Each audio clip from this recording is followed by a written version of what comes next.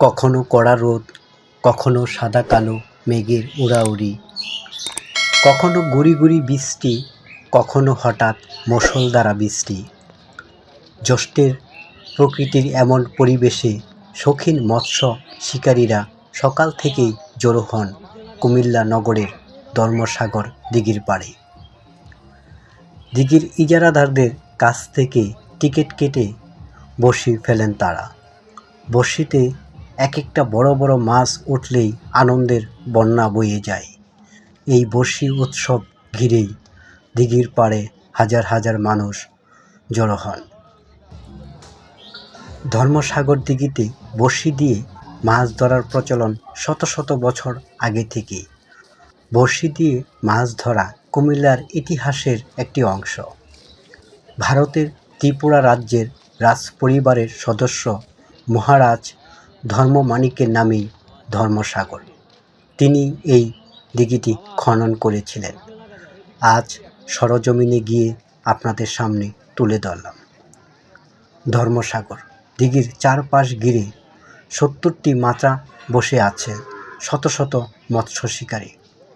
প্রতি মাচায় 5 জন থেকে 7 জন বড়শি দিয়ে মাছ ফেলছেন। 17,500 টাকা টিকিট দিয়েই অংশ নেন ঢাকা, ময়মনসিংহ, চট্টগ্রাম, কুমিল্লা, রাজশাহী, সিলেট সহ বিভিন্ন জেলার শৌখিন মৎস্য শিকারীরা। এর বাইরেও আরও 10টি ভিআইপি মাচা আছে। এসব মাচার ব্যক্তিদের বিনামূল্যে মাছ ধরার সুযোগ দেওয়া হয়। এতে সর্বোচ্চ 7 কেজি থেকে সর্বনিম্ন 500 গ্রাম পর্যন্ত রুই, কাতলা, মৃগেল, কালাবাউস, তেলাপিয়া সহ বিভিন্ন প্রজাতির মাছ পাওয়া যায়।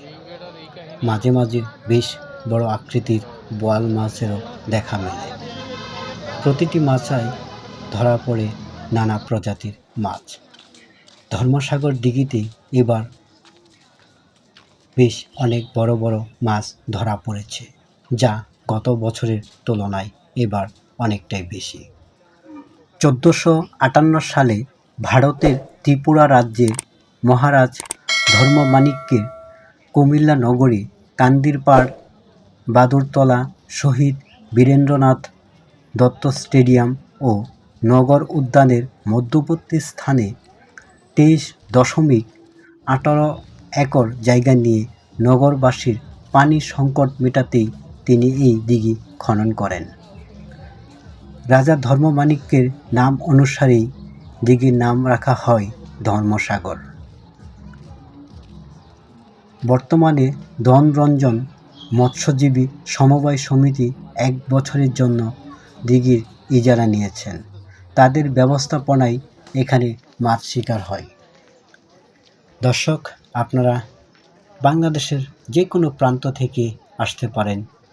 বিশেষ করে যারা মৎস্য শিকার প্রেমী আছেন এখানে আসতে পারেন, বড় বড় মাছ শিকার করতে পারেন টিকিট কেটে। তাছাড়াও এখানে আসলে ধর্মসাগর দিঘি দেখলেই আপনার মন জুড়ে যাবে। এটি ভ্রমণ পিপাসুদের জন্য বেশ উপযোগী একটি জায়গা এবং এখানে দেখার অনেক নিদর্শন রয়েছে, আপনারা দেখতে পারেন।